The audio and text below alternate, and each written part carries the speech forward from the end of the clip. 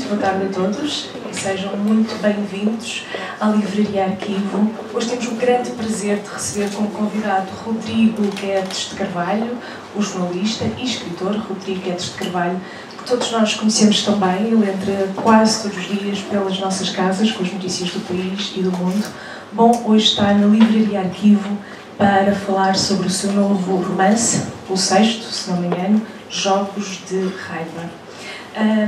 Bom, o Rodrigo esteve há um ano atrás, em maio, se não me engano, em maio de 2017, na Arquivo, para apresentar o seu Pianista de Hotel. Na altura, levantou um bocadinho a ponta do véu, disse que já estava a pensar e a escrever num novo romance. Bom, cá está ele, e é justamente sobre este romance que vamos falar hoje. Eu não me vou alongar mais, vamos já ao que interessa. Queríamos ouvir o Rodrigo Guedes de Carvalho tem para nos dizer. Termino só com um agradecimento, evidentemente, em primeiro lugar, ao autor. Muito obrigada por ter vindo uma vez mais à Livraria Arquivo, e também à editora da Don Quixote, Cecília Andrade, uma das profissionais mais respeitadas da sua área, que traz sempre grandes profissionais e grandes autores à Livraria Arquivo. Portanto, muito obrigada. E, claro, não posso esquecer, obrigada por terem vindo. E até já. Então, boa tarde. Obrigada por estarem aqui. Obrigada. É muito bom vir à Arquivo. É sempre bom vir à Arquivo com os meus autores, com os meus queridos escritores. Vou fazer só uma pergunta. Quem é que está aqui que teve cá o ano passado? Do braço. É só para fazer uma ideia das pessoas que tinham estado com o pianista ou não. Como a Susana disse, estivemos aqui o ano passado a apresentar um regresso à escrita do Rodrigo Guedes de Carvalho, com o romance O Pianista de Hotel. Quando estivemos aqui, ainda estávamos no princípio de um longo périplo. Foi um ano muito bom, vão 8 edições, críticas excelentes e, sobretudo, um retorno dos leitores, que o Rodrigo poderá falar sobre o caso disso. Como eu costumo dizer, o Rodrigo é um grande observador de almas. Nós, no outro dia, quando morreu o Filipe Roth, precisávamos de aquelas coisas a correr que os editores têm que fazer. Cai-nos uma morte de um autor, estamos com a Feira do Livro, arranjei uma frase, porque temos que pôr uma coisa na Feira do Livro por causa do Filipe Roth. E depois fizemos ali um bocadinho de conversa a algumas pessoas e a frase que surgiu era o escritor que nos qualquer coisa deste género, que nos colocou diante do espelho. E eu há dias na Feira do Livro estava parada, sentada, e pensei, há uma pessoa também que nos colocou um bocadinho diante do espelho e que está a escrever agora aqui em Portugal, e que é o Rodrigo. Porque de facto é um observador, um observador de nós, do que nós pensamos, do que nós somos, da nossa forma de estar. Este livro, o Rodrigo depois poderá falar, este é um livro de uma grande atualidade e por isso lançamos agora. É um livro sobre uma família com as suas singularidades, as suas especificidades, os seus dramas.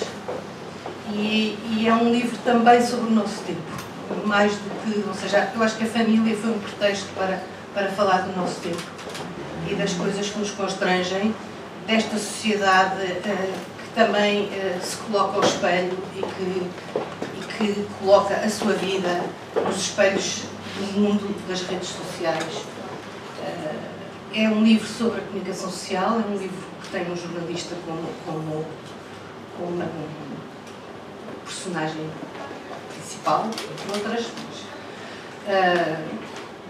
que nos faz pensar também nesta sociedade da comunicação social, que poderá ser ou não uma crítica a este mundo que nos entra pelos olhos dentro quando ligamos a televisão, quer queiramos, quer não. Acho que não vou falar muito mais. O Rodrigo é um grande escritor, vocês estão aqui para o ouvir, não é para o ouvir a mim. Portanto, está à vossa disposição. Obrigado à Cecília e à Susana. Eu, por acaso, fiquei curioso com a pergunta de quem é que tinha estado cá no ano passado. Tirando. tirando a cética, que eu já sabia que ia cá estar, é uma longa história. Isto porque a sessão do ano passado, isto é para vos elevar já um bocadinho a fasquia, a sessão do ano passado foi das melhores que eu tive. Tive muitas sessões depois de Leiria, mas penso que não tive nada como Leiria. Foi de facto, foi muito participada, foi muito reconfortante para mim, foi muito curiosa. Houve troca de argumentos, foi discutida, e é isso que eu procuro. Quando eu saio de Lisboa para ir a outras zonas do país e para estar perante pessoas, para estar perante os leitores, é isso que eu procuro, é o diálogo. Acho que estas sessões não fazem sentido se eu trouxer aqui um discurso muito bem articulado, em que vos dou a sinopse do meu livro, explico de que é que se trata, digo-vos que com descontos custa 16,90 e passamos aos autógrafos. Acho que isso não faz sentido nenhum. O que me interessa, e porquê? Porque estas sessões acabam por ser aquilo para que eu escrevo. Quando sento todos os dias, assim que começo a escrever um romance, escrevo todos os dias. Quando me sento ao computador e estou completamente sozinho e não falo do romance a ninguém, por mais que a Cecília insista, não falo de nada do que está a acontecer, porque eu estou cheio de medo.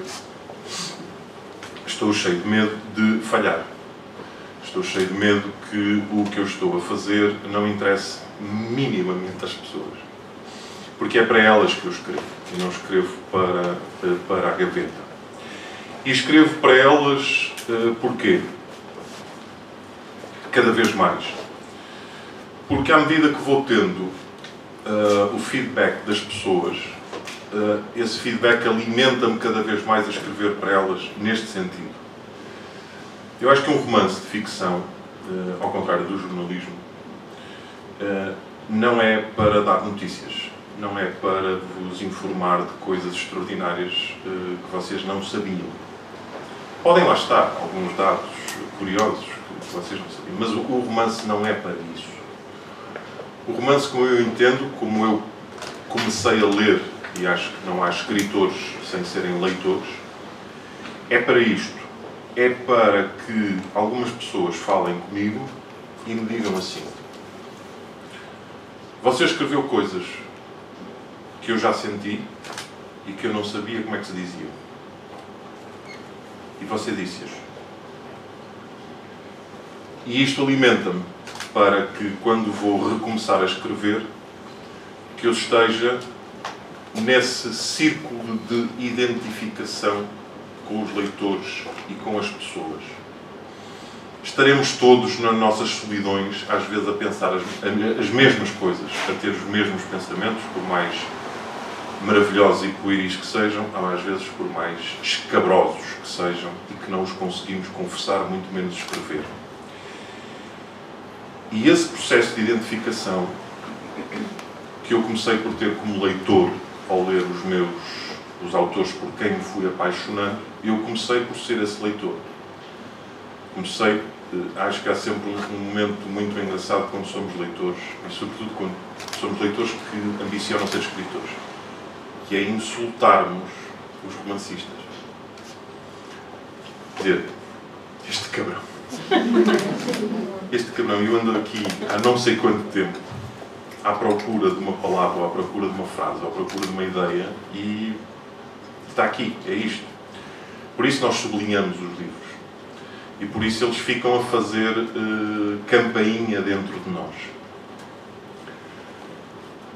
Tudo isto para vos dizer o quê? À medida que se vai tendo um corpo de obra, isto não vai acontecendo logo no início, mas à medida que se vai tendo um corpo de obra, que me permite que, ao avançar para um livro, eu já tenha as reações das pessoas aos anteriores, é este tipo de gasolina que me move, que é, eu quero continuar perto das pessoas, quero continuar junto delas, escrever para elas, para que o ato de me ouvirem, para o ato de me lerem, ser prazeroso e que dele possam retirar aquilo que eu quero que esteja sempre lá. Um interesse por uma narrativa, que acho que faz parte do romance, daí ser um género diferente do conto ou da poesia. Eu acho que o romance deve ter uma narrativa e que toque as pessoas, que toque no sentido de as fazer ter sensações. Porque um romance muito bem escrito, no sentido que a semântica está lá toda e a semiótica textual está lá toda, e às vezes, coisa que me acusam, que me fazem muitas perguntas, a gramática ou a pontuação estão lá todas muito certinhas e nós acabamos aquilo e só perguntamos onde é que vamos jantar.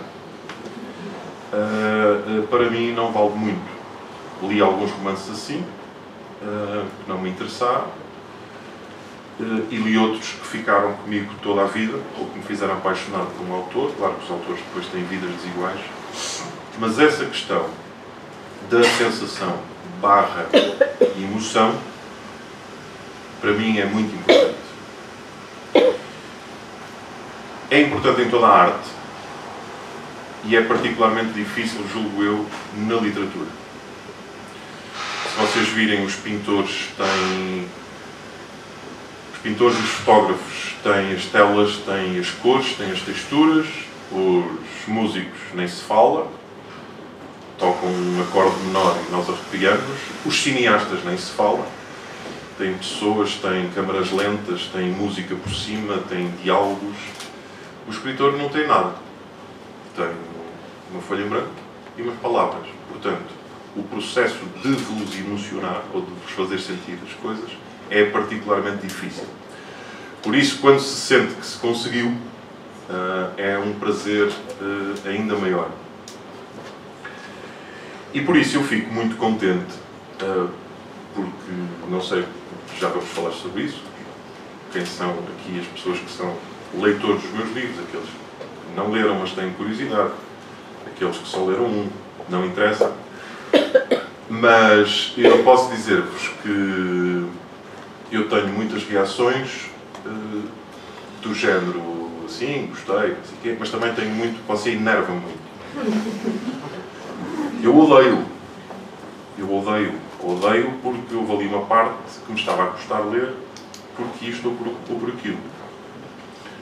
E eu fico todo contente, porque é uma missão cumprida, não é? A pessoa com um texto, nada, e eu não domino como é que vocês leem, não é? Não sei se estão a ler numa sala lindíssima, à lareira, com óculos e música clássica, ou se estão a ler a cozinhar enquanto o miúdo chora. Não faço ideia como é que o livro vos está a chegar. E uma das coisas que eu adorava era andar pelo país, em cima das pessoas, a espreitar, a ver como é que elas estão a ler.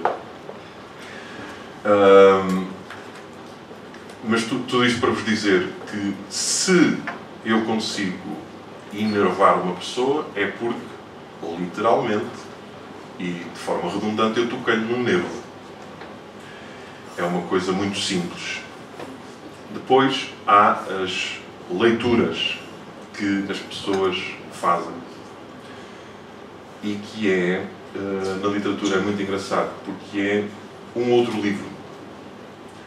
Há um livro que eu escrevo, que revejo, com o qual tenho dúvidas, que apago, que reescrevo, e depois há um momento para mandar para a Cecília, para mandar para a editora. A partir daí, meto-me debaixo da cama, à espera. Depois há outra coisa, não é? Que se eu tiver uma música, eu aqui em 3 minutos percebo o que é que vocês acham da música. O romance não, tenho que esperar que vocês vão e que passado umas semanas digam qualquer coisa. Esse é um romance. Depois é preciso fazer algumas alterações, normalmente não muitas, mas pronto, esse é um romance. Depois há um segundo romance, que é o romance que as pessoas começam a ler, e é quando o leitor começa a fazer dele esse romance. E é engraçado ver que toda a gente que fala comigo me fala de romances diferentes. Neste sentido, as pessoas pessoas fixam-se, o seu foco fixa-se em zonas diferentes do livro. Há pessoas que se fixam numa temática, há pessoas que se fixam em questões da pontuação. Você às vezes não põe pontos finais, nem 2 pontos. Isso é uma coisa, às vezes eu fico um pouco confusa. Não, porque isto não é um relatório, não é um relatório de um advogado, isso não tem que lá estar, isso faz parte da liberdade. O Picasso às vezes também tirava um olho aos quadros. Isso faz tudo parte da linguagem. Depois há pessoas que dizem que os enerva porque aquela cena é muito violenta. Digo assim, mas essa cena não aconteceu, não existe, nunca se passou nada. Ai, que horror, é que eu não consegui ler aquilo. Então fiz bem o meu trabalho. Depois há pessoas que, outro dia uma senhora dizia-me: gostei imenso de romance, mas você merecia pimenta na língua.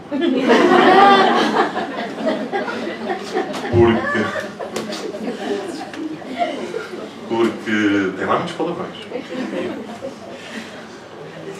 Esta questão dos palavrões como a questão da violência, como às vezes a questão... Eu às vezes digo, está bem, mas falem das cenas de amor também. Há lá, pelo amor de Deus. Falem das coisas boas. A minha ideia quando escrevo um romance é sempre a mesma. E os artistas e autores com quem eu contacto, quando falamos do ofício, eu felizmente acho que toda a gente tem a mesma noção. O que nós fazemos tem que servir o romance, neste sentido. Essa liberdade de criar e de arriscar, se nós a pomos em causa no ato de criar, nós não estamos a fazer uma obra de arte. Ou seja, se eu me travo, se eu preciso de sentir uma cena assim ou assado, se eu me travo, pensar, mas depois aquela senhora que eu vi no Leiria, o que é que ela vai achar? Ela vai achar isto horrível, depois vai-me dar nas orelhas. Isso é a morte do artista. O artista tem que arriscar, tem que fazer o seu caminho, tem que pegar na sua locomotiva e ir por ali fora e esperar que depois as pessoas vão entrando nas carruagens, que vão aderindo, que gostem daquilo que eles fizeram. Mas tem que arriscar, e aqui a imagem da locomotiva também não é por acaso, porque tem que ir em força. Porque há, nos romances que eu leio e de que gosto, e naquilo que as pessoas me dizem que gostam nos meus romances, há uma verdade. Essa verdade às vezes tem estilhaços e tem rasgões e tem outras coisas. Mas, felizmente, as pessoas veem a coisa pelo todo e depois percebem que o romance tinha que ser assim. De tal forma, eu tenho que servir o romance, que vos dou um exemplo que dei aqui, penso que dei aqui no ano passado, mas como a maior parte de vocês não estavam, não sabendo eu onde é que estavam, nessa altura, mas depois falamos disso. E que foi o seguinte, eu de tal forma tenho que servir o romance que, quando estava a escrever O Pianista de Hotel, eu vou construindo na minha cabeça vou construindo as personagens literalmente em plasticina e com barro até elas terem as suas formas. E eu gosto delas todas, mesmo dos malvados, eu gosto, e gosto delas todas. Por algumas apaixono-me, mesmo. E havia uma personagem do Pianista de Hotel por quem eu estava apaixonado. Ainda por cima era um homem mais velho. O que torna isto mais interessante. Eu estava apaixonado por essa personagem. E eu estou a escrever o romance e de repente o romance começa-me a pedir que eu lhe faça uma enorme maldade. E eu tive um momento curioso, que foi... Eu que sou o primeiro a saber que estas pessoas não existem, parei 3 dias de escrever, porque não conseguia escrever o que ia escrever. Não conseguia fazer aquela maldade. Isto pode parecer-vos parvo, mas é assim, funciona assim. E depois, sentei-me ao quarto dia e disse: tenho muita pena. Tenho muita pena, mas vai ter de ser. Porque todos os caminhos que eu tinha para o romance, em que aquela personagem ficava sã e salva e muito contente, transformava um romance numa coisa xoxa. Eu precisava daquele momento. E, portanto, sim, nos meus romances há situações, há linguagem, há descrições que às vezes não vai de encontro a algumas convenções dos leitores. E eu sei que é difícil. Eu leio os livros, eu sou daqueles, podemos falar sobre isso, e acho que a mim nada me choca. Não digo isto com orgulho. Não digo isto com orgulho. É uma constatação. Nada me choca. Nada. Vocês possam dizer, me choca. Nada. Já ouvi dizer de um romance, aquele romance é violentíssimo. Vou ler, fico na mesma. Agora disseram um romance que saiu, aquilo é pornográfico. Fui ler e chega pornográfico. Mas qual foi a cama destas pessoas até hoje? Nada me choca. Não só nada me choca, como acredito, e exploro muito isso na literatura, por isso é que às vezes as pessoas dão um salto da cadeira, acho que toda a gente é capaz de tudo. Toda a gente é capaz de tudo. Basta que a vida o coloque em determinada circunstância. E tudo isto para vos dizer, claro que há momentos em que as pessoas às vezes se fixam para me dizerem gostei, mas esta parte era desnecessária. Não, não era desnecessária. Era desnecessária segundo a sua convenção, segundo os seus proibidos, segundo a sua não sei o quê. Mas não. Se você me disser que ela não bate bem com o personagem, isso é uma coisa, isso preocupa-me enquanto autor. Significa que a tal plasticina foi mal moldada.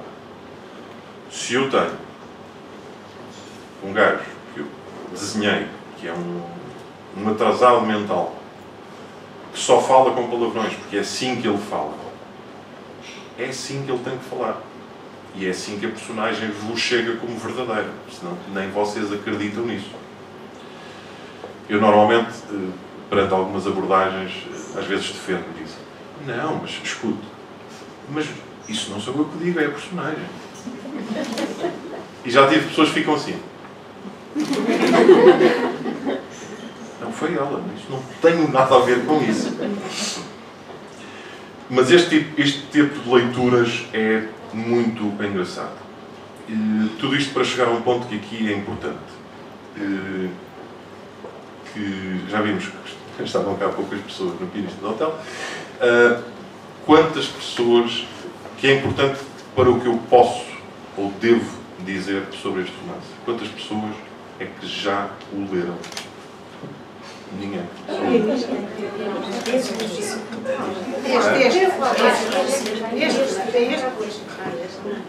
Não, este. Ninguém leu?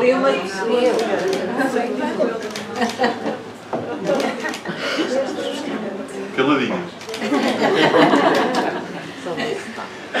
Isto é importante. Isto é importante. Foi importante no Pianista do Hotel e aqui também é importante. Aqui talvez ainda seja mais importante. Que é esta narrativa, esta história, tem um princípio, meio e fim, tem uma estrutura e vai dar a um sítio qualquer que se chama fim. Não se riam. Não se riam, porque eu já li muitos livros e vi muitos filmes que o tipo não sabia como é que havia de acabar aquilo. Não sabia. Já li livros que é o tipo olha assim, já fiz 300 páginas, fica assim. Não há um fim, não há um closure, não há um fechar do redondo da história. Gostemos ou não dele, não interessa. Gostemos ou não dele. E isso, para mim, é uma necessidade muito grande. Foi uma necessidade muito grande em todos os romances, mas os romances anteriores a 2017, eu confesso que tiveram uma preocupação do ponto de vista estilística tão forte que, por vezes, a narrativa pode ter sofrido com isso. Eu passei uma fase, que é uma fase normal num escritor, em que estava, lá está, muito preocupado em impressionar um certo tipo de leitor. Não quer dizer que os romances não sejam bons, porque eu acho muito bons. Mas admito que possam ser romances mais difíceis. Estes dois são construídos em torno de uma narrativa que tem que chegar a um epílogo, tem que ter um desfecho. Isso, para mim, é fundamental. E é fundamental que, por mais que tentem perceber, não saibam o desfecho antes de ele acontecer. Foi muito importante no Pianista do Hotel, é muito importante isto. Claro que depois aparecem os leitores, não é? Todos nós no domingo sabemos a chave do Euromilhões. Todos eles aparecem e dizem assim: eu percebi logo. Sabe que eu percebi. Isto aqui eles não perceberam nada. Ou que tivessem percebido, ok. Um ou dois que tivessem percebido. Mas há esse jogo. Há esse jogo com o leitor, que é um jogo de manter o interesse. Porque é que isto foi fundamental? No Pianista eu quis fazer É curioso que isto em Portugal se chama romance, não é? Este género chama-se romance, enquanto nos Estados Unidos é uma novel. E eu achei interessante fazer no Pianista um romance que é um anti-romance. Tem tudo para ser um romance. Parece que vai ser um romance. Parece que é a novela das 8. E depois não é. Pronto, foi esse o meu gozo. Qual era o meu gozo aqui? Gozo? Sim, gozo, porque isto é um ato de prazer. Porque é que eu no ano passado, já estava aqui a falar de Pianista, já estava com este livro. Eu queria lançá-lo depressa, tinha que o lançar depressa, não por nenhum prazo com a editora. Eu tinha que o pôr cá fora, porque tinha uma ideia muito definida, apareceu-me a ideia muito definida para ele, porque ele tinha que ser de uma atualidade tal. Todos os meus livros, quem os leu sabe que são contemporâneos, no sentido que se passam no nosso tempo. Portanto, não há nada, não sou do romance histórico nem do romance futurista, passam-se todos no nosso tempo. Mas este tinha que ser de tal forma atual que eu, a certa altura, ponho lá, de facto, o Trump e o Kim Jong-un. Há uma frase, não interessa, mas significa que eles, no momento do livro, eles existem. Portanto, quem ler o livro perceberá que estamos em 2018, 2017. E eu tinha essa urgência, e foi essa urgência que eu expliquei à editora. Eu tenho que pôr este livro cá fora. Houve outro motor para essa urgência. Eu até há 2 anos, 1 ano e meio, coincidiu, quando já estava a lançar o Pianista, eu não estava no Facebook, não tinha página no Facebook, e comecei a sentir muito ultrapassado, não conseguia falar com as pessoas, mandava e-mails e ninguém me respondia, e já nem o e-mail servia, e portanto alguém me explicou: não, tu agora tens que estar no Facebook, porque está lá toda a gente, e porque é uma ferramenta de trabalho, não sei o quê. Okay. Então, um belo dia, com a ajuda de um amigo, abriu a conta, lá entrei no Facebook. Oh, meus amigos! Eu que antigamente tinha que ir para a rua, ouvir as pessoas, sentir... Basta-me estar sentado no sofá a vê-los cruzarem-se. E eu escrevo isso a propósito de um dos personagens. O mundo explodiu-me na cara. Tipo, está aqui tudo. Eu não preciso de sair daqui. Eu faço um romance só com isto. Claro que não ia fazer um romance sobre o post do Facebook. Mas pus-me a pensar assim: olha, em volta porque os autores, naturalmente, vão vendo o que é que os outros estão a fazer, não é? Às vezes não tem a ver com competição, alguns terão esse drive da competição, mas às vezes simplesmente para tentarem perceber o que é que se está a fazer, não é? E olhei em volta e disse assim: de certeza que alguém já fez um romance sobre o Facebook. Só pode. E não. E pensei, então se ninguém fez, vou fazer. E portanto tem que ser já, antes que alguém o faça. E dirão vocês, então este é um romance sobre o Facebook. Não. Porque isto não pode ser, eu não funciono, acho que esses romances estão mortos à partida. O romance que tem uma temática. Este é um romance sobre. Eu fiz um romance sobre a inveja. E depois as pessoas que leem aquilo dizem, não me parece nada sobre a inveja. Eu não tenho nada esse objetivo de dizer que o meu livro é sobre. O meu livro é uma história. Claro, o azul, para além de ser bonito, é um azul de Facebook. Há uma pescadela de olho e em baixo, se vocês virem, tem um ícone que diz em que estás a pensar, que é o que qualquer pessoa, quando abre o Facebook, que foi a primeira coisa que eu reparei, eu era um caloiro na altura e assim, mas isto pergunta-me o que é que eu estou a pensar. Sim, pergunta, e agora escreves aqui em cima. Que engraçado. Esta pergunta é curiosa. Nunca liguei a essa pergunta. Pois. Por isso é que eu escrevo e tu não. Porque eu reparo em coisas e tu não. E, portanto, claro que há aqui uma pescadela de olho a esse universo do Facebook, onde estamos hoje todos mergulhados. E é incrível como em 6, 7 anos, se vocês se recordam, há 6, 7 anos, o Facebook era uma coisa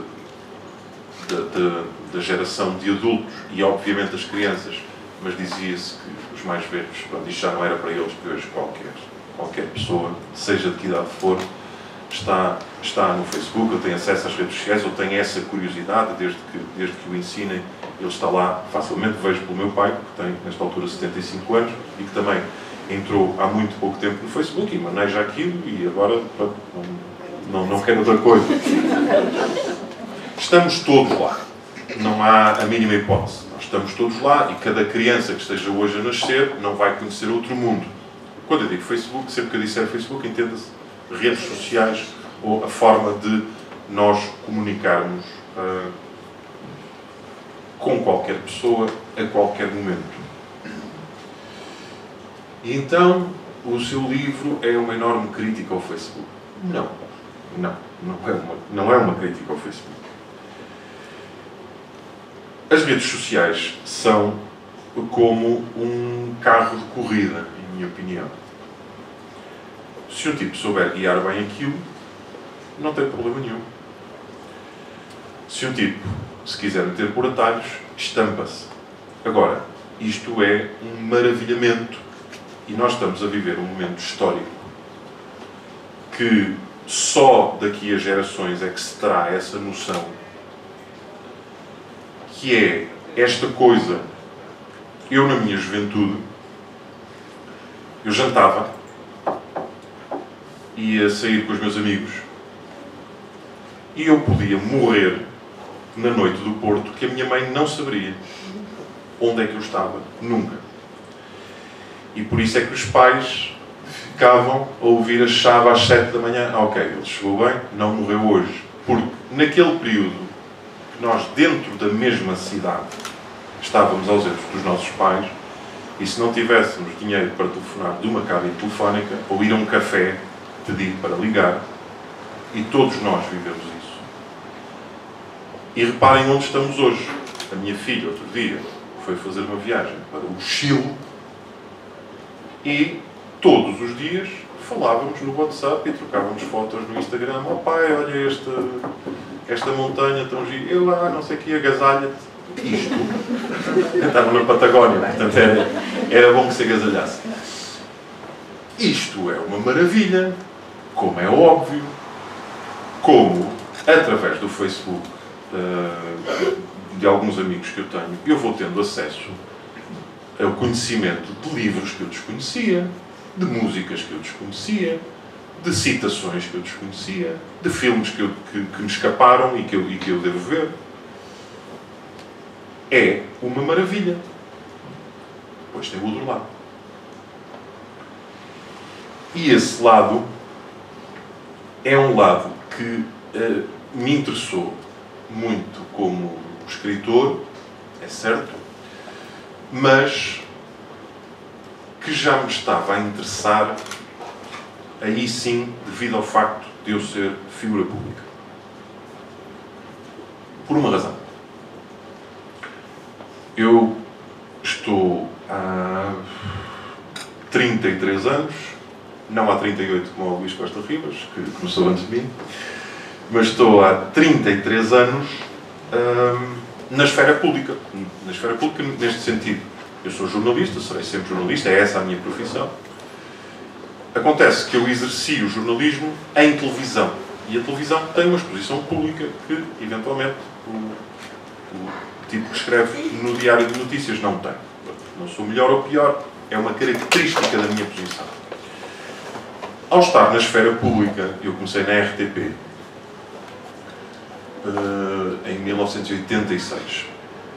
Já nessa altura, com os meios que havia, aquilo que nós somos, a nossa performance, o nosso aspecto físico, a opinião dos outros, da grande massa sobre nós, já nos chegava. De formas incipientes. Uns telefonemas para a telefonista.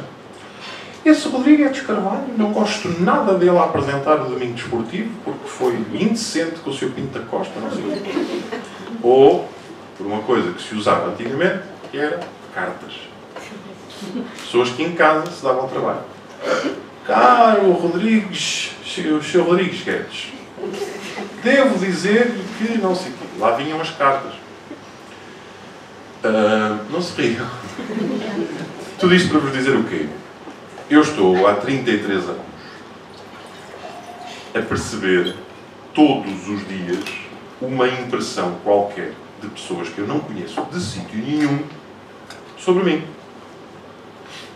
Muitas vezes, justa, injusta, não interessa, pessoas que não me conhecem de sítio nenhum, nunca trocaram uma palavra comigo, mas que têm uma impressão sobre mim. É normal, normal, eu nunca levei a mal às pessoas, por isso as pessoas veem alguém, este gajo deve ser assim assado, o gajo é arrogante, o gajo é não sei o quê, o gajo não sei o quê. Não interessa. A esmagadora maioria da população mundial viveu toda a vida com o julgamento da sua família, das suas amigas. Estás linda, és ótima. E nada mais. E então vai para o Facebook. Epá, e vem um Zé Manel qualquer de Penafiel que elas nunca viram na vida. E ela pôs um post qualquer.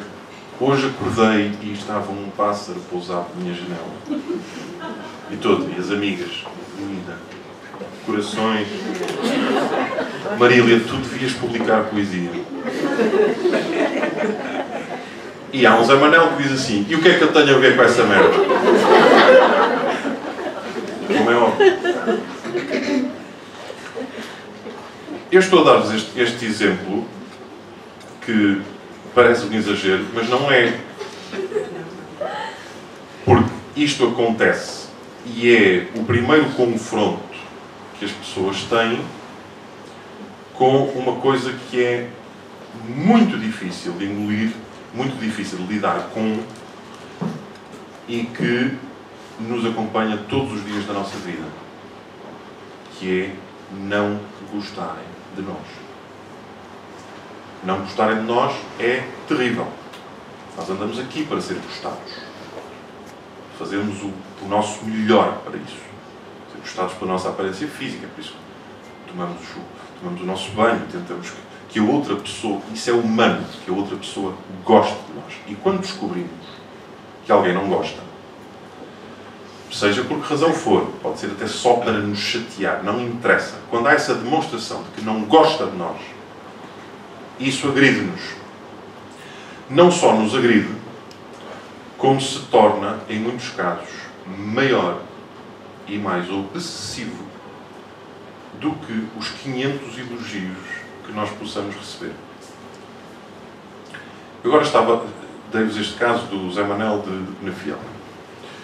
Em Penafiel falarei do Zé de Leiria. Este foi inventado. Agora dou-vos um que não foi inventado. Uma colega minha da SIC, mais nova do que eu, começou a apresentar há relativamente poucos anos. Ela já tinha feito umas reportagens, mas depois foi para o que se chama o ar. Foi para o ar, foi para o ecrã. Jornalista, formada, urbana, cheia de conhecimentos, cheia de informação. Não pode haver ninguém do mundo mais moderno e civilizado do que ela. Ok? Nós estamos a falar de uma pessoa insegura, que tem um emprego do qual não gosta, seguríssima. E ela foi para o ar, um primeiro fim de semana. E, claro, largou assim uma foto sua no estúdio, no Facebook, para: eu vi, estavas linda, é incrível, como é que tu não estás a apresentar há mais tempo corações e smiles e não sei o quê, meu orgulho, não sei o quê.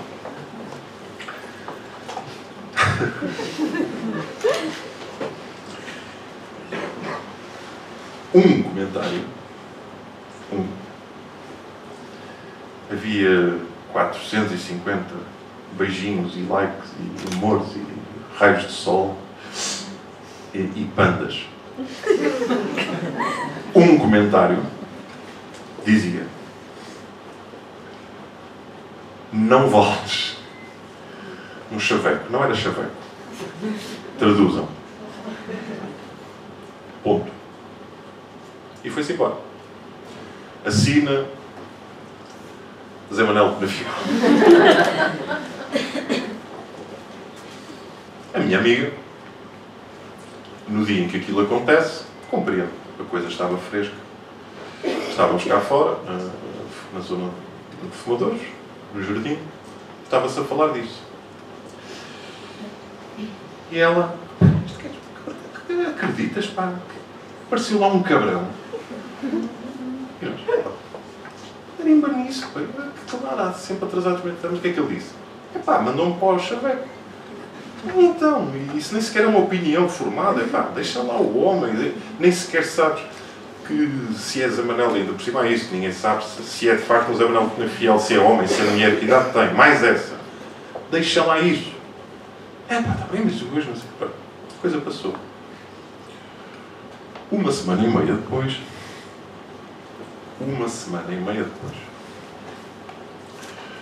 estávamos na mesma cá fora, e ela estava mexendo no telemóvel, e diz assim: epá, eu vou responder este cabrão.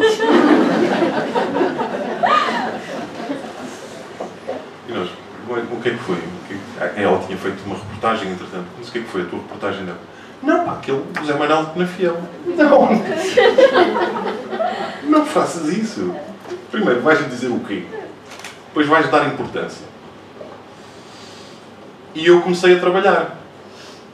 Enquanto toda a gente estava-se a rir da história, eu comecei a trabalhar. O que é isto em nós que faz com que 500... na altura os likes e os pandas, e não se aguentava de fofura, e já havia gatos, e já ia nos 1500, e continuava solitário, irto e firme, Zé Manel de Penafiel a mandá-la para o chaveco. E ela obcecada com isto. Se nós multiplicarmos isto por mais uma quantidade maior de comentários que dizem que não gostam de nós, ou que, para além disso, nos agridem, nos insultam, nos fazem sentir inseguros, por exemplo, na nossa atividade profissional ou na nossa relação amorosa. O que isto provoca numa pessoa é matéria romanesca do maior interesse para mim. Portanto, há as pessoas que sofrem com isto. E depois há o José Maneis de Penafiel. Há pouco estava a dizer-vos que hoje qualquer miúda, no nosso tempo, qualquer miúda tinha só a família e as amigas. Agora tem outro tipo de público. O Zé Manel de Penafiel, aquele gajo que está mal disposto e que está de mal com o mundo e que até gosta de ser mauzinho. Antigamente o que é que ele tinha? Tinha o Café Central em Penafiel, não tinha mais nada. Então estava a dar um jogo do Sporting e o gajo estava lá com os amigos. Isto gajo, não sei o quê. Ou, é pá, a filha do Jaime, pá, essa gaja, eu já vi isto como é que ela anda despida e tal. É pá, deixa lá o gajo. Mas pronto, eram os 6 bêbados que ouviam o Zé Manel. Sendo que no dia seguinte ninguém se lembrava de nada. Como estavam os 7 tão bêbados, ninguém se lembrava de nada. E portanto, a capacidade de o Zé Manel insultar alguém ou de atingir alguém ficava ali. Hoje não. O Zé Manel abre o Facebook, inscreve-se e também ele diz: olha, olha, olha. E então começa a disparar. Normalmente está estudado que o perfil do hater do Facebook começa. É uma coisa que se descobriu que é engraçado, para mim não foi surpresa nenhuma. É exatamente o mesmo perfil dos serial killers. Eles começam por atingir dentro do seu círculo. Começam por insultar e por ir chatear pessoas dentro do seu círculo. E depois, ao repararem o efeito que isso faz, o sofrimento que causam, começam a ir a outros sítios. E como é que eles veem o sofrimento que fazem?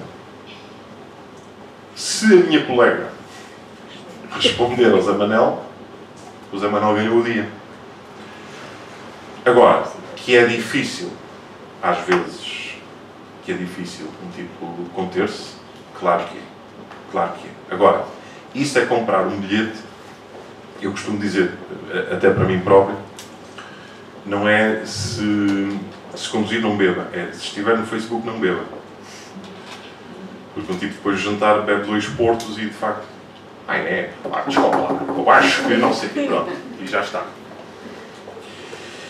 E portanto, nós vivemos neste mundo. Isto parece aqui uma brincadeira, que nós estamos a sorrir, mas é neste mundo que nós vivemos, porque nesta sala só há 2 tipos de pessoas. As pessoas que me estão a ouvir ou que estão no Facebook. Não há outra hipótese. Ou no WhatsApp, ou seja o que for. Nem que seja para ir checar uma coisa. E este mundo veio para ficar. E nós vamos ter, e foi isso que me levou a este livro, nós vamos ter que aprender a viver com isto. E das coisas mais importantes é que os miúdos já estão a nascer neste mundo.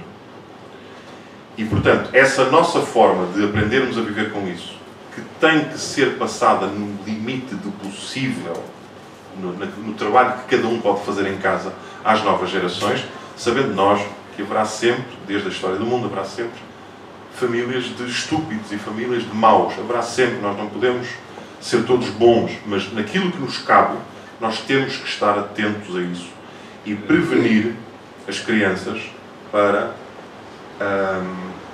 a fragilidade. Aparentemente é um mundo fortíssimo, onde elas se sentem donas e senhoras, controlam tudo e nunca estiveram mais frágeis, porque elas são atingidas da Nova Zelândia, se for caso disso.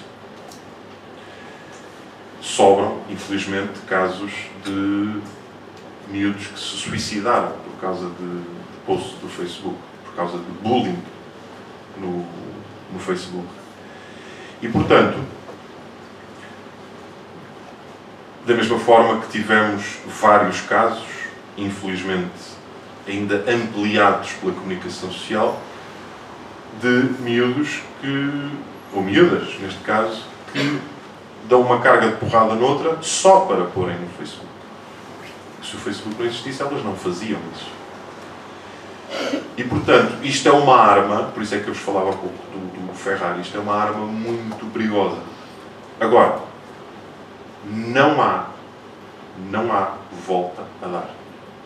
Não há mundo sem Facebook e sem redes sociais, muito pelo contrário.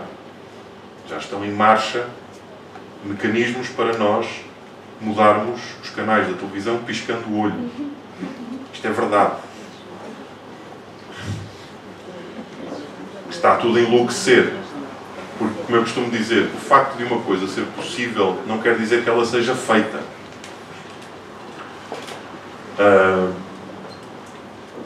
Uma das coisas que para mim também me parece óbvio é que as coisas estão de tal forma ligadas na nossa sociedade que eu penso que nós éramos mais atléticos na nossa juventude porque tínhamos que ir mudar o canal à avó, não é? Tínhamos que levantar. E muitas vezes aconteceu isto. Oh, Rodrigo Manuel, muda-me ali. Agora não quero ver isto, põe-me no outro. Levantar. E depois vem o controle remoto. Agora vocês somem todas as, vou dizê-lo, paneleirices que estão a nascer. Algumas são ótimas, de facto, eu próprio fico espantado. Isto é uma ótima ideia. Algumas coisas são estúpidas. O que é que me interessa? O que é que me interessa mudar o canal? Piscando o olho, não é? E se eu estou com conjuntivite? Não é? Ou se estou muito enamorado e piscando os olhos? Quer dizer, Esse é um presente novo. é uma coisa absolutamente ridícula. Mas pisca o olho e passa a apresentar por exemplo, na SIC. isto é um mundo de loucos. É um mundo de loucos onde um tipo tem que ter muito cuidado e muita atenção. Tudo isto para vos dizer, e para terminar, sem falar muito do livro, a não ser naquilo que seja a vossa curiosidade, que este mundo, não sendo, como diz a Cecília bem, não sendo o tema do romance, é este mundo que vai atravessar ou trespassar, porque é de uma espada que falamos, vai trespassar a vida de cada uma das personagens. Pois que se elas estão a viver neste tempo, o mais natural é que isso aconteça de uma forma ou de outra. Qual é a forma? Vocês depois descobrirão. Mas tudo isto para vos dizer em relação a esse, não lhe chamaria equívoco, mas essa ideia errónea que o livro não é sobre o Facebook. É um livro sobre uma família, sou muito centrado nas pessoas. Foi a primeira palavra que eu comecei aqui por vos dizer, que foi pessoas. Eu sou um escritor de pessoas, gosto de falar de pessoas e gosto que pessoas digam que se identificaram com as minhas pessoas. Agora, é um livro trespassado por este novo tempo e por isso eu quis escrever muito rapidamente. Quanto ao final, que não interessa qual é, e do qual não falaremos aqui, há em todo o escritor, penso eu, ou em todo o criador, uma costela de George Orwell, que conhecerão como o autor de 1984, ou O Triunfo dos Porcos. Há sempre um e se. O e se do autor é: bom, posto isto e isto, posto que está a acontecer isto e isto e isto, e mais isto, eu não me admirava nada que isto fosse dar aqui. É essa a premissa do livro. Nem todas as premissas dos autores, como vocês sabem, se concretizaram, mas isso faz parte, porque cada autor de literatura bebe muito na filosofia e na interrogação do que estamos cá a fazer e do que esse caminho nos pode levar, para onde nos pode levar. E por isso eu faço essa pergunta no livro, ou por outra forma, eu desenho essa pergunta no livro. Estou disponível para as perguntas extraordinárias Entendam fazer.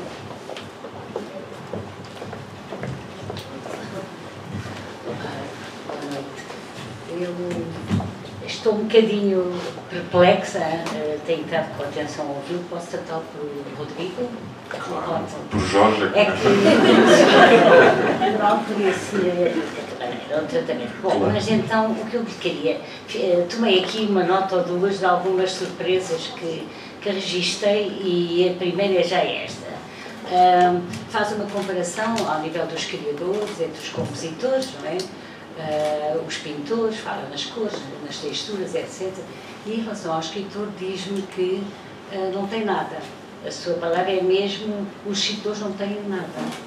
É uma página em branco. Eu escrevi logo aqui assim. Então e as memórias? E a observação? E a vida? E depois, toda a sua enfim, em todas as palavras que lhe sucederam, chega a uma parte que diz assim: o mundo explodiu-me na cara, está aqui tudo. E eu pergunto, então? Então, está aqui o livro. Então, sim, quero dizer, então é assim, o escritor está assim tão desprovido de material. Coisas completamente diferentes. Pronto, então é essa... Eu vou fazer como os políticos me fazem. Eu não me esqueci da sua primeira pergunta. Desculpem, fala também, às tantas também diz assim, num episódio engraçado, com amigos, diz assim: eu reparo nas coisas e tu não. Portanto, estamos aqui a sublinhar uma capacidade de observação, não é? Eu penso que também é um elemento importante do material para escrever. Em relação... Pronto, já percebeu qual é a minha questão? Percebi. Em relação à primeira zona da sua pergunta, quando eu disse os escritores não têm nada, estava a fazer género, naturalmente, e a ser modesto, mas não é só isso. Estava a falar, ainda bem que falámos de pintura, estava a falar da tela. A nossa tela, a tela onde nós vamos atuar, é uma folha igual à que todos vocês têm em casa, onde serão escritas palavras que todos vocês podem escrever. É a única coisa que eu tenho. O pintor, não, tem uma tela física, tem a capacidade de pôr lá cores que você vê imediatamente. É sensorial. A música você ouve imediatamente. E a tela, a grande tela do cinema, o realizador tem imagens em movimento, que ainda por cima casadas com slow motion e uma música de Mozart, nós ficamos todos arrepiados. Eu aqui só tenho, quando eu digo não tenho nada, é neste sentido. Eu só tenho uma folha em branco. Agora, depois diz-me, então e as memórias e os não sei o quê? Claro, pois é onde entra tudo isso, mas de uma certa forma, porque escrever é enervante neste sentido. Os bons escritores são... Não estou a falar dos bons, não estou a falar de mim, estou a falar... Quando eu comecei a falar dos bons escritores, a ver os bons escritores, eles são enervantes neste sentido. Aquilo é a coisa mais democrática do mundo. Está ao alcance de toda a gente, a partir do momento em que começa a fazer ditados na primeira classe. Uma folha e uma caneta estão ao alcance de toda a gente. Então, porquê é que nem toda a gente é escritor? Embora toda a gente tenha memórias, observações, toda a gente as tem também. É a forma de fazer as coisas. A forma de fazer as coisas é que determina que uma pessoa seja ou não um escritor. E, obviamente, que quando eu estou a escrever, eu estou a munir-me de tudo o que vi, de tudo o que li, das minhas vivências, das minhas memórias. Não quer dizer, eu não sou esse escritor, acho que nunca escrevi a minha autobiografia e não vou escrever, mas, como sabe, há muitos escritores que escrevem um romance Contam a sua vida. E depois acabou. Já não tenho nada para dizer. Já contei a minha vida. O escritor, como eu vejo, é uma pessoa que cria mundos e que não pode ficar circunscrito à sua vida. Obviamente que a minha vida e a minha observação é feita das minhas memórias. A questão da observação é essencial. Eu aqui exagerei ao dizer, porque eu vejo coisas que tu não vês, mas é verdade. É verdade. Os inventores viram coisas que os outros não viram. Você já olhou para um clipe e para um post-it? Como é que ninguém se lembrou antes? Há sempre alguém que se lembra. Ou as grandes campanhas publicitárias. Nós vemos um pack shop. Claro, esta frase é tão boa. Estava aqui. É uma frase composta por palavras que todos nós conhecemos e que todos nós utilizamos. Por isso, sim, com alguma imodéstia, os escritores são aqueles, não só que observam mais, e isso é uma coisa inata, podemos falar disso, nasce-se com isso. Não se inscrevam em cursos de escrita criativa, por favor. Nasce-se com isso.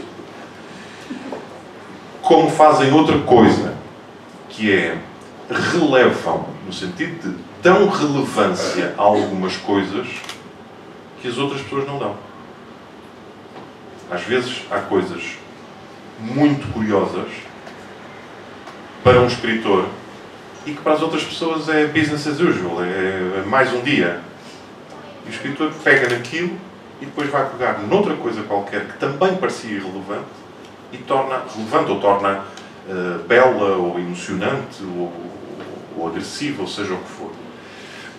E, portanto, respondendo à sua pergunta, era a questão da literatura, é só a questão do meio físico, que é mais limitado para provocar, ou seja, nós temos que nos esforçar mais para fazer tudo isto bem, para a conseguir emocionar. E em relação, quando eu digo o Facebook, o mundo explodiu na cara, estou obviamente a brincar. Todo aquele mundo que está lá, eu já o conheço. Conheço muito antes de muita gente, dou-lhe o exemplo dos meus colegas. Não aconteceu até agora no Facebook nada que... Há coisas que me chocam, que eu passo à frente, mas nada que me espante. Não me espanta. Os chineses tirarem o pelo a cães vivos no meio da praça, com as pessoas a ver, não me espanta. Choca-me, passa à frente, evito. Não me apetece, mas não me espanta. Como eu disse, as pessoas são capazes de tudo e podíamos ir por aí pela galeria dos horrores. Quando eu lhe digo que o mundo explodiu na minha cara, foi quase uma forma de dizer: o mundo explodiu na minha cara, portanto escuso sair à rua. Não explodiu na minha cara, ou seja, não fiquei aos 53 anos, eu não percebia nada do mundo e de repente o Facebook veio-me ensinar o mundo. Não aconteceu isso.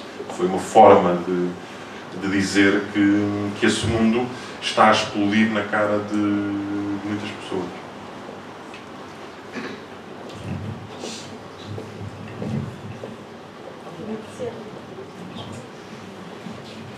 Boa tarde. Boa tarde. A minha primeira pergunta era precisamente quando tinha dito antes que nada me choca. Mas acabou agora mesmo de dizer que sim, que há coisas que chocam, mas não me surpreendem.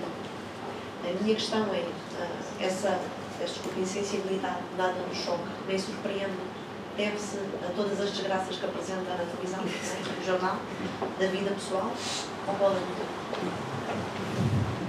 Eu percebo a pergunta, mas não tem absolutamente nada a ver. Primeiro esclarecimento em relação à minha atividade profissional, que é isso que é. O jornalismo, para mim, é o meu emprego. Um emprego do qual eu gosto, felizmente, trabalho numa coisa de que gosto, que tento fazer com a maior seriedade possível, mas é a minha profissão, é o meu emprego. Nós não somos a nossa profissão. Ok? E calha-nos, por vezes, na vida, termos profissões diferentes ao longo da vida. Eu não sou a minha profissão, eu não sou definido pela minha profissão. Mas eu compreendo a pergunta e é normal. Agora, pensem nisto. As pessoas às vezes dizem: é o facto de apresentar o jornal que lhes suscita ideias para as suas histórias? Não. Por uma razão muito simples. Não mais do que a ti. Por uma razão muito simples.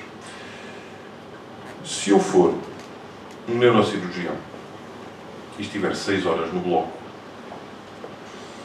a forma como eu estou a cortar a cabeça àquela pessoa e mexer no cerebelo está à vista de 6 pessoas.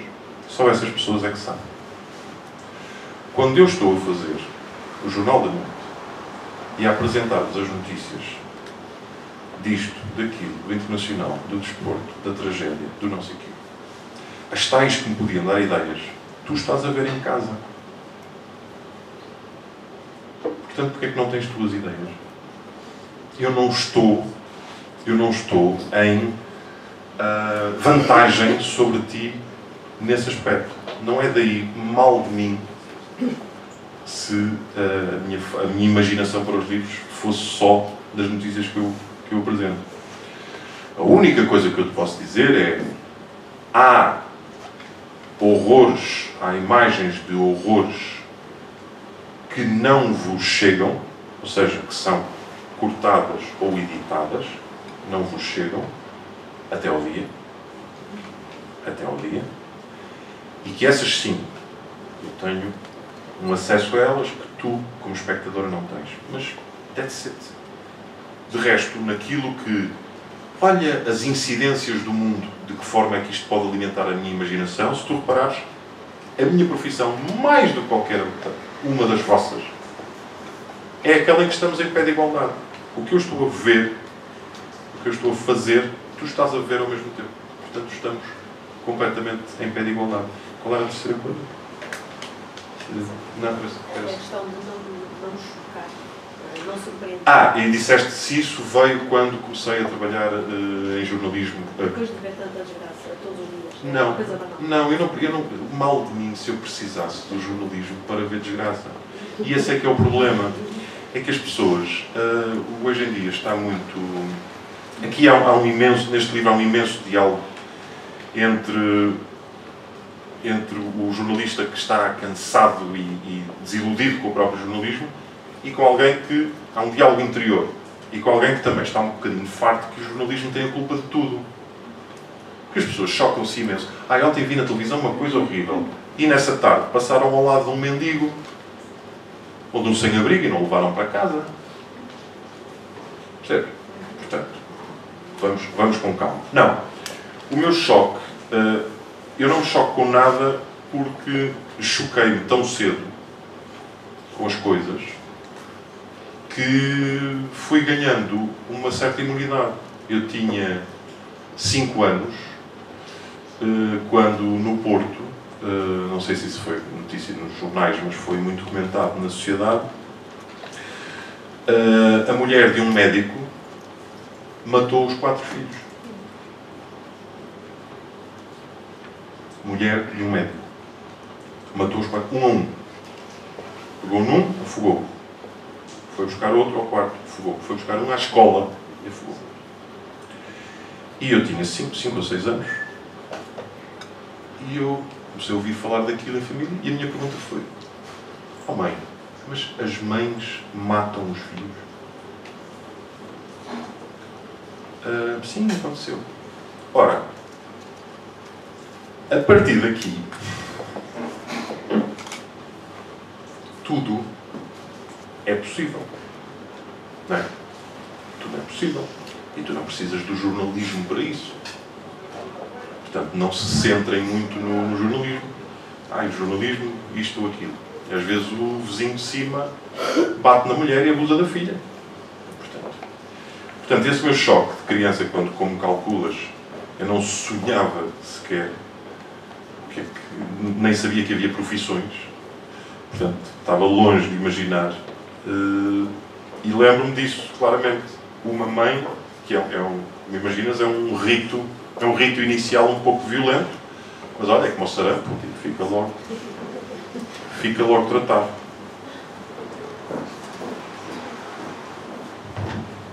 Haverá mais alguma pergunta? Sim. Obrigada. Boa tarde, o meu nome é Sara Nunes. Eu tenho 3 questões. A primeira é de onde vem a inspiração para fazer um livro diferente de todos os outros.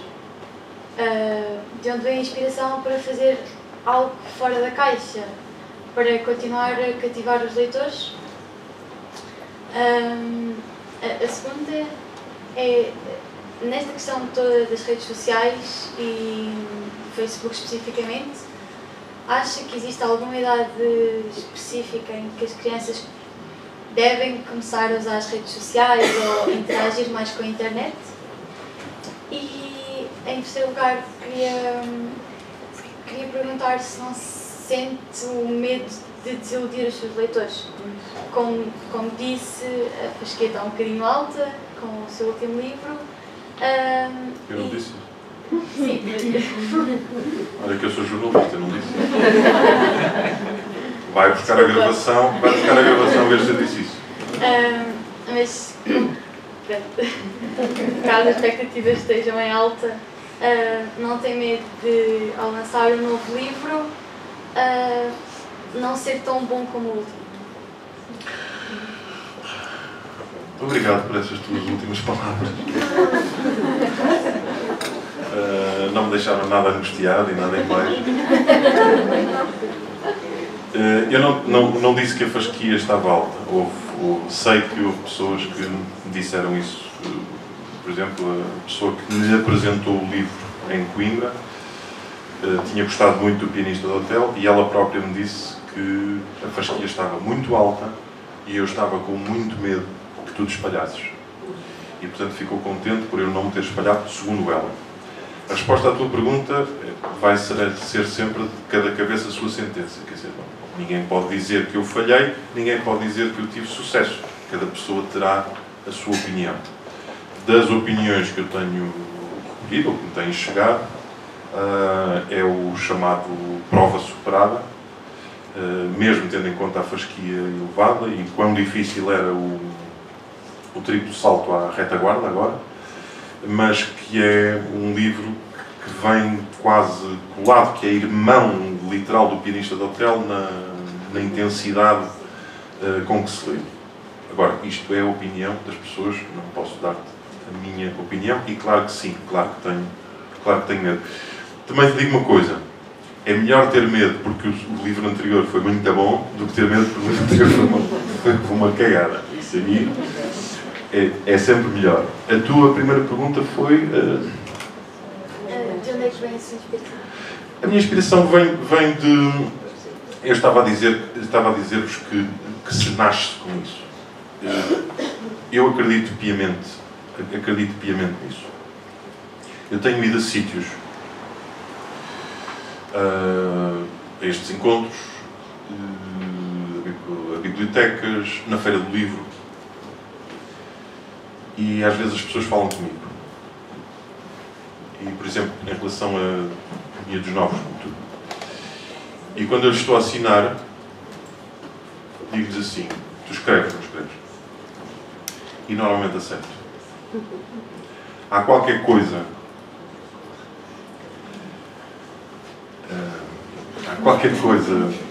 no olhar e na forma de estar que eu percebo logo que eu tinha isso. Isso tem-se. Depois tens que ter a sorte. Eu, por exemplo, fui uma criança, eu fui filho único muito tempo. O meu irmão é 8 anos mais novo que eu. Fui filho único e neto único muito tempo. Então, a minha infância foi passada entre adultos. A ouvir as conversas dos adultos, que naquele tempo não tinham nenhum problema de ter conversas à frente das crianças. Como também não brincavam com as crianças. O que eu acho ótimo. Quem tem que brincar é as crianças, disse-me sempre o meu avô. Tu é que tens que brincar, não somos nós já brincamos. E então eu tinha que arranjar divertimentos, tinha que arranjar pontos de interesse. Vocês estão-se a rir, mas há toda uma geração de... Uma coisa é passar tempo de qualidade com as crianças, e obviamente que devemos adorá-las. Isso não é isso. Agora, eu vejo pais que são mais crianças do que as crianças. E há toda uma geração de bebés que acho que não faz nada bem às crianças. Por isso é que as crianças fazem as birras que fazem e por isso é que as crianças, por exemplo, têm uma incapacidade brutal de lidar com a frustração. É das coisas mais importantes da vida. Mas isto era parênteses. Portanto, eu acho que se nasce com isso, depois pode haver um ambiente familiar ou de amigos que ajuda a isso. Mas a inspiração vem de qualquer... Quando eu digo inspiração, vem o trabalho do escritor vem de tudo. De tudo. Eu estou a subir a escada para vir para aqui e eu estou a ver-vos. Cada um é uma potencial história. Para mim, logo, imediatamente. Uma das coisas que reparei, a primeira coisa que vi aqui foi: tenho mais homens do que costumo ter. É verdade. Esta frase fora de contexto vais ali cortar.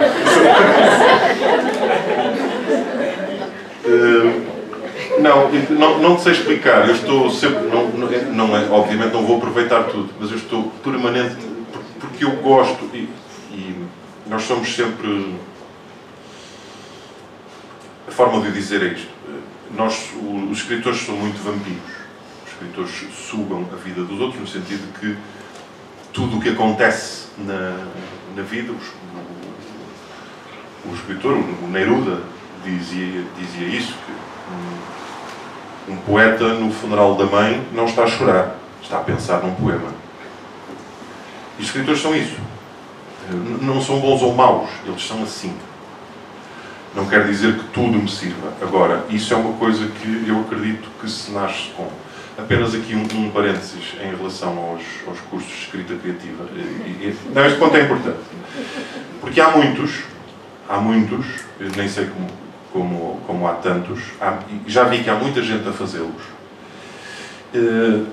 Eu já fui convidado para dar alguns cursos de escrita criativa e recusei dizendo que não, porque eu não vou levar-vos dinheiro, porque a minha aula dura 20 segundos.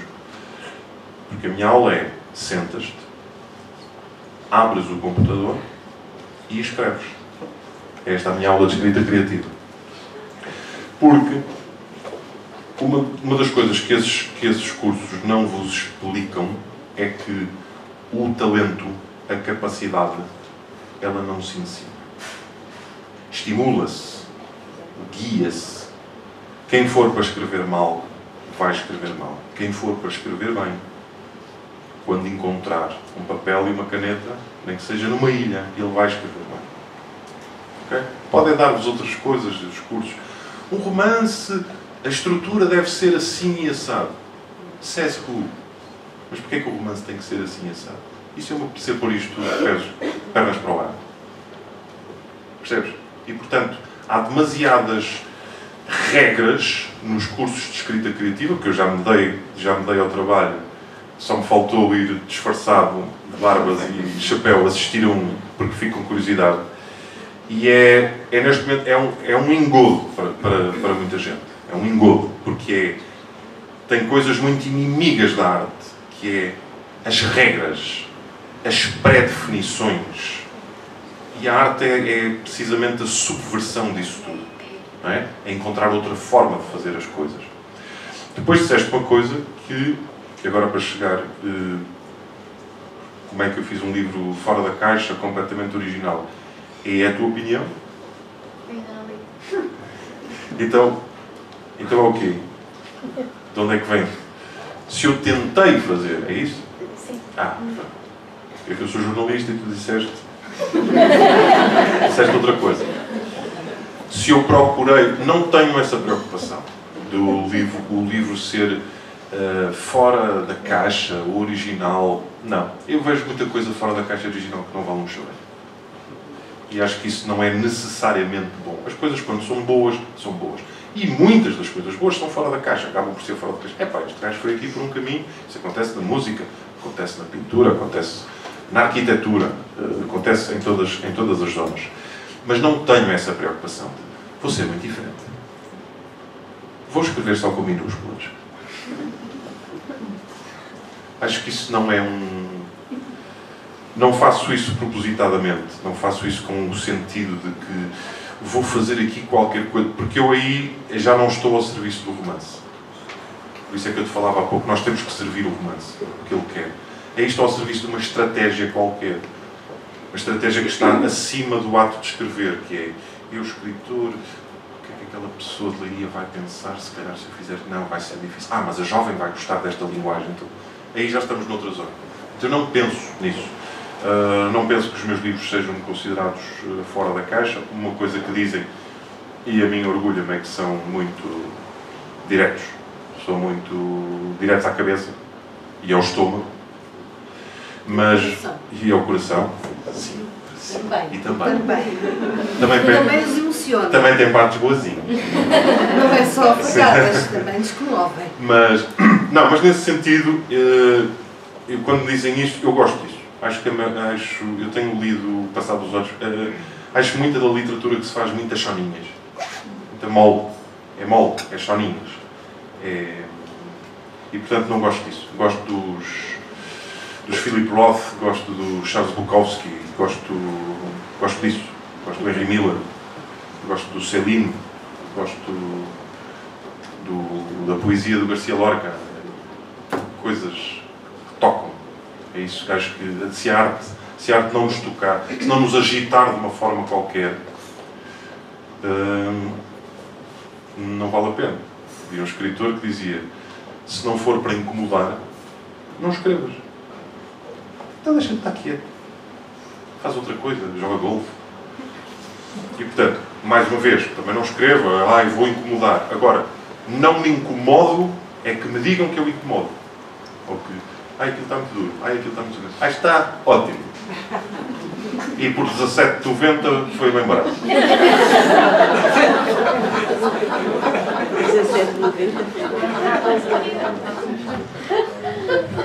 Muito bem, haverá mais alguma pergunta? Talvez de outra margem, não sei, de alguém que já tenha lido o livro? Não? Pá, não vou daqui com 3 perguntas. Sim, Começo a muito bem, entrevistar-me a mim muito próprio. bem. Eu não é exatamente uma pergunta. Vinha um pouco na sequência dos recursos que tem o realizador em relação aos recursos que tem o escritor. E que parecem muito menores e muito... realmente é a folha em branco e o realizador tem tudo para ter sucesso. No entanto, tirando O Nome da Rosa de Humberto Eco, eu nunca vi nenhum filme que me impressionasse tanto como um livro no qual ele se baseia. E eu espero até que não façam um filme do pianista do outro porque realmente nós ouvimos o pianista, comovemos com as personagens que eram muito densas, muito fortes. Realmente incomodou-me, porque eu sempre achei o Rodrigo um pivô muito sério e depois de repente não estava à espera, porque o Rodrigo nunca nos pescou o olho, não ria, foram as notícias do país e do mundo e acabou aí, e depois realmente não estava a contar com determinadas cenas e realmente incomodou no sentido de que deu força à mensagem e acabou de construir as personagens e tornou-as muito humanas e muito perto de nós. E por isso, não era uma pergunta, mas era para lhe dar os parabéns e... Quem é que leu O Pianista do Hotel? Então, se fizesse um filme, quem é que ia fazer de Maria Luísa? Essa era a grande questão. Olha, Eu sou Maria Luísa. E por cima mais essa, não é? Eu estava constantemente a confrontar-me com o nome. Podemos dizer que este não pode ser passado ao cinema. E isso vocês vão perceber depois de lerem. Não pode retentar. Não pode ser passado ao cinema. Vão perceber, vão chegar a um momento e vão dizer assim: o que que é isto? E vão voltar atrás. Não disse mais nada, só disse isto. Não é? Também voltou atrás.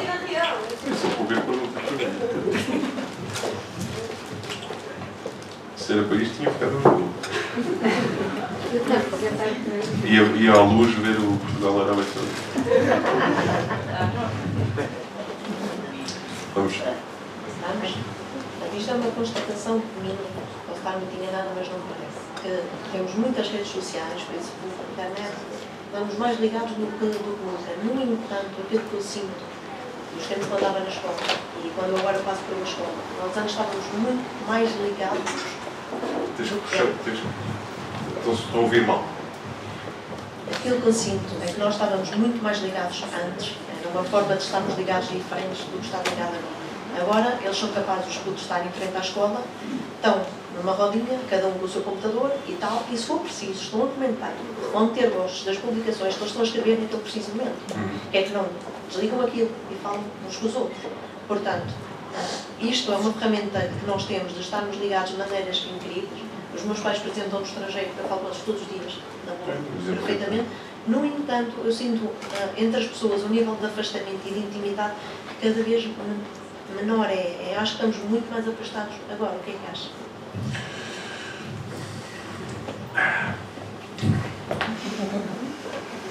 Acho que não. Ou por outra, acho que não é bem assim. Acho que nós nos apressamos muito a encontrar, isso é sempre, também deve ser o trabalho dos escritores, ou como eu os vejo. Nós criamos ideias, gostamos de criar ideias em sociedade muito depressa e muito assertivas e muito definitivas. Uma ideia recorrente é sempre a de que no nosso tempo é que era bom. Quando nós éramos crianças é que era bom. Não porque se morria de sarampo e porque havia uma guerra mundial e porque se morria de tuberculose e porque a maior parte dos aviões que faziam a travessia do Atlântico caíam. Portanto, não era necessariamente bom. Quando se diz as crianças agora não comunicam, ou não comunicam com os pais, ou os pais não comunicam com as crianças. Não, eu acho exatamente o contrário. Eu acho que os pais comunicam em demasia com as crianças. Os mundos fundem-se, os pais passam de... Há uma linha muito tenue que os adultos vão ter que aprender a lidar. Que tu falaste disso há pouco. Como é que protegemos as nossas crianças do Facebook? Não proteges. Não tens hipótese. Não tens hipótese. Pois uma criança de 7 anos pega no iPhone que a avó lhe deu e se carregar mal na tecla aparece-lhe um filme porno. Não tens hipótese nenhuma. O que tu podes fazer é rezar e dar bons exemplos. As crianças, da forma como eu vejo as coisas, aos vossos sermões não ligam absolutamente nada. Ao que vocês disserem, nada. Zero. Bola. Estão sempre a ver o que é que vocês estão a fazer. Sempre. E, portanto, é dar bons exemplos, protegê-las, na medida do possível, e rezar.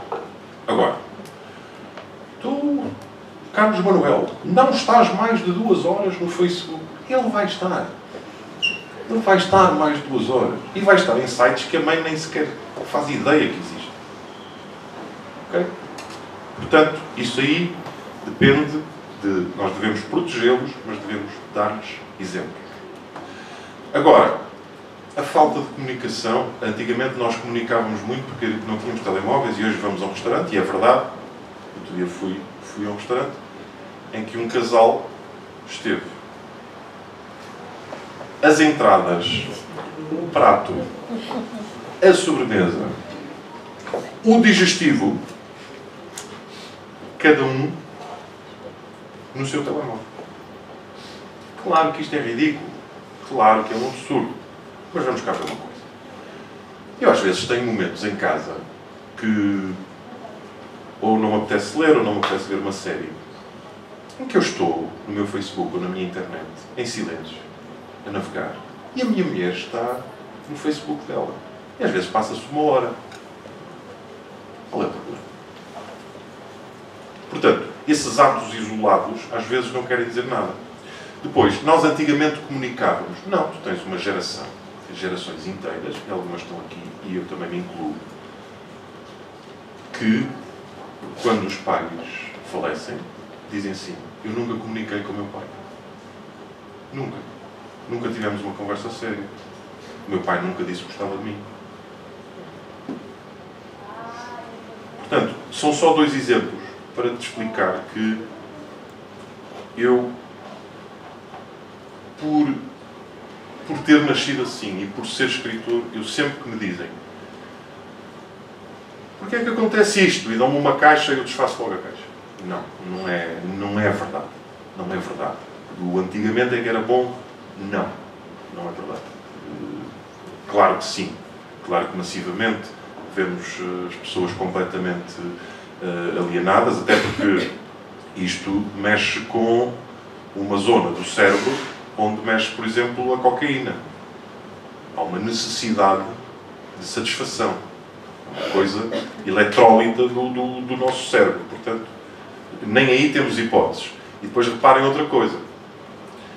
É nisto que o Zuckerberg o Zuckerberg fez com o Facebook. E esta é uma frase minha deste momento, podem guardar. O que o Zuckerberg, Ribas, repare nisto, o que o Zuckerberg fez com o Facebook é o que o McDonald's fez com as batatas fritas. Vocês não conseguem parar, podem não comer McDonald's durante uns tempos. Quando vão às batatas fritas, aquilo tem um aditivo. E o Facebook, qual é o aditivo do Facebook? Já falámos aqui dele. Imaginem que o Facebook era uma cena onde vocês põem umas coisas e que os amigos até podem comentar e dizer: Manuela, achei não sei o quê. Há um diálogo, os likes, a quantificação. Isso é de mestre. Porque isso cria a necessidade de recompensa do ratinho. Os testes que fazem do açúcar do ratinho para medir os níveis de glicemia é assim. O ratinho quer sempre mais. O ratinho se sente satisfeito. E vocês, nós, estamos a crescer e a viver numa época em que tudo se quantifica. Só 17 likes. Tu pusiste às 3 da tarde, só tenho 17 likes. Depois, ok. E adoro, não tenho nenhum. Os corações não tenho. Isto é verdade. A quantificação. E a angústia que isso dá às pessoas. Repara esta coisa inacreditável. Tu já nem tens que ser insultado por alguém ou agredido por alguém. Basta-te o silêncio daquela pessoa para tu te sentires desconfortável. Ela pode ter sido atropelada e estar na cruz vermelha e não conseguir responder ao teu post, mas tu... Isto acaba. A Carla ainda não põe like. E eu ponho like sempre nas coisas dela. E portanto esta quantificação é tramada. É a quantificação o número. Eu tenho mais likes do que tu. E é tramada no sentido que tudo, para certas mentes, tudo o que tem a ver com quantificação imediatamente se transformará numa competição. E vocês vejam, por exemplo, o que é o mundo do futebol, o tipo de desnorte que traz. Porquê? Porque o futebol se quantifica. Fulano teve 88 pontos, logo é campeão nacional. Fulano teve 85, não é campeão nacional. Portanto, fulano é bom e o outro fulano não é bom. A partir do momento que começamos a ter a quantificação em todos os atos da nossa vida, porque antigamente era, nós jogávamos à bola, marcávamos um gol, fixe. Ou fazíamos um teste de matemática, 14 de 15. E era aí que entrava a quantificação. Agora não. Tira-se uma foto ao gato. 3. 4. Com o papagaio tive mais. Portanto, isto é complicado. Boa noite. Boa noite. Da sua intervenção há bocado, falou sobre a questão, quando aderiu ao Facebook, o mundo explodiu. Pode-se comparar que o mundo, ou como é que explicar-se? Que o mundo se digitalizou dentro dentro dos computadores. Primeira questão. Ou seja, a questão de... Isso não percebi. Ou seja, que a globalização se digitalizou nesse aspecto. Ou seja... Sim, mas isso é óbvio. Não, isso não é... Nem preciso responder sim ou não, porque isso aconteceu, sim. A comunicação global é digital. Uma coisa é a comunicação global, ou seja, ter a internet. Outra coisa é a questão do Facebook, das redes sociais, em que temos aqui os likes, os posts, ver quantos amigos cada um tem, se tem 5 mil, se tem 2 mil ou 3 mil. Depois outra questão que eu queria colocar, que tem a ver com o Mark Zuckerberg, quando ele foi questionado no Senado americano e depois no Parlamento Europeu. Queria só saber a sua opinião em relação a essas questões que foram colocadas. Não me leves a mal, mas eu não vou responder essa pergunta. Não é porque ela seja incómoda, é porque não acho que seja relevante para aqui. Estou aqui para falar sobre o livro, se isso tivesse a ver com o universo do livro, mas não é pelo facto de se falar do Zuckerberg ou do Facebook que isso é relevante para as questões que estamos aqui a levantar. As questões que estamos aqui a levantar têm a ver com a vida de nós todos e como isso está aqui.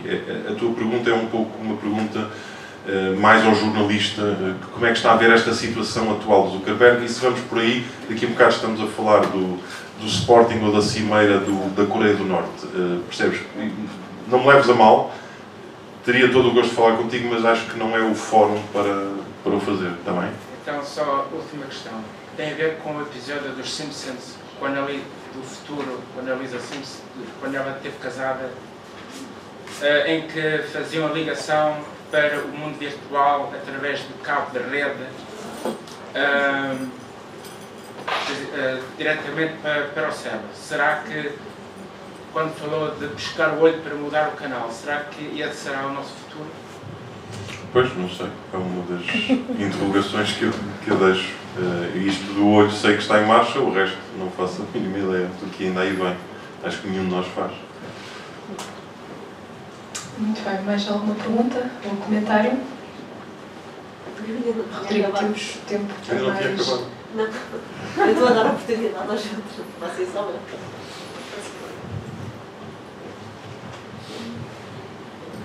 Isto é uma curiosidade a ver se tem a ver com o livro. Eu gostaria de saber, se possível, qual é o seu autor português da atualidade que gosta, mais preferido, se tal puder ser dito, ou se existe, e se puder escolher um livro, um livro da sua vida, qual é que seria? Eu percebo a pergunta que quase sempre se faz, eu não vou escolher o livro da minha vida. Não faz sentido. Acho que ninguém tem o livro da sua vida. Quem tiver o livro da sua vida, leu pouco. Em minha opinião. Mas tem um especial? Sim, haverá sempre alguns especiais, mas não vou porque corro o risco de deixar de fora outros. O mesmo em relação aos escritores portugueses da atualidade, mas eu relevaria desde logo o Bruno Vieira Amaral, o João Pinto Coelho e o João Neto. São escritores meus contemporâneos de que eu gosto bastante. Eu tenho mais coisa.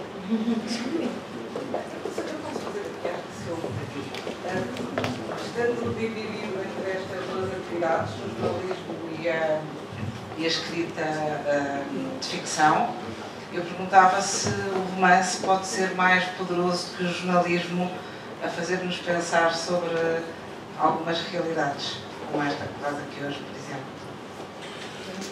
exemplo. Sim, é uma excelente pergunta, a que eu responderia de duas formas. Primeiro, aquilo que o poder de algo é o poder que nós, consumidores ou leitores ou espectadores, lhe damos.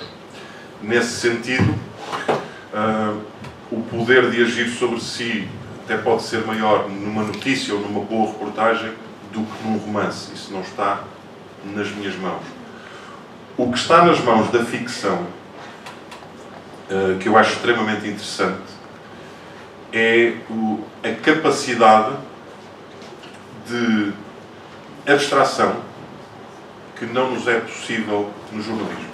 Ou seja, eu costumo dizer, o meu problema com o jornalismo, enquanto pessoa, é que o jornalismo é uma caixa fechada, hermética. Essa caixa chama-se a verdade. Isto, na melhor das hipóteses. Teoricamente, a caixa do jornalismo é a verdade. É com isso que ele lida. E ou a realidade. Isto aconteceu, verificou-se às X horas, no local X. Isto é o jornalismo. Depois tem outro tipo de trabalhos. Mas porquê é que isto aconteceu? Será que a Câmara fez bem o seu trabalho e limpou as ruas? Vamos investigar. Mas é sempre, estamos sempre a partir da realidade. A ficção começa depois. Não é acima nem de lado. É depois disso. E isso é que me dá gozo. Porque eu na ficção posso construir uma história, lá está, uma história, uma narrativa, da forma que eu quiser, e de alguma forma eu levo-a a si, leitor, ou tento guiá-la na estrada que eu quero. Se eu contar a história assim, desta forma, eu tento guiá-la. E, portanto, nesse sentido, é um poder imenso e, se for bem feito, e se chegar até si, é um poder imenso de a levar a um sítio, porque às vezes o sítio pode ser uma simples emoção, mas tem esse poder que eu acho que o jornalismo tem de forma diferente. Uma curiosidade minha, Rodrigo, eu ainda não li o livro todo, mas vou na página 251. Há pouco estava a falar disso ali com a minha companheira de leitura e ela estava a dizer, nem sabes o que perdeste, nem sabes o que vem aí. Mas bom, até agora encontrei uma personagem que é jornalista, uma outra personagem que é um escritor que está a escrever um livro onde faz uma crítica, não sei se posso dizer assim, feroz ao jornalismo e aos jornalistas, uma outra personagem que toca baixo, parte da narrativa passa-se no Porto. Daquilo que eu li sobre a biografia do Rodrigo, há aqui alguns pontos em comum. Será uma impressão minha? Há pouco disse que não escrevia, ou que não queria escrever, não sei se foi exatamente isso que disse. Uma autobiografia, não. Isso responde-se muito rapidamente. Não escrevo, não escreverei nenhuma autobiografia, porque acho que a minha história não tem grande interesse. Agora, como é óbvio, eu estou sempre em todas as personagens, de uma forma ou de outra. Não quer dizer que eu seja aquilo. Eu estou lá. Não sei como exprimir isto. Estou lá num velho, numa criança, numa mulher. Mas posso estar lá, como por exemplo no pianista de hotel, totalmente com coisas que não me ligam nada a mim. O facto de aqui haver uma personagem que toca baixo ou que está de alguma forma ligada à música, ver um jornalista, a ver um escritor e passar-se, e a casa da família ser situada no Porto,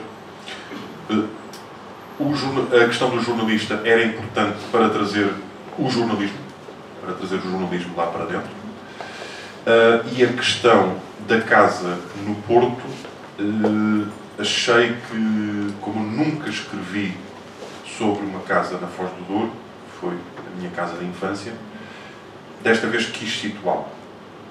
E provavelmente nos rituais desta família haverá rituais que são meus, ou como eu os recordo, ou como eu às vezes acontece nas famílias, como eu gostaria que tivessem sido. que também é importante nas famílias.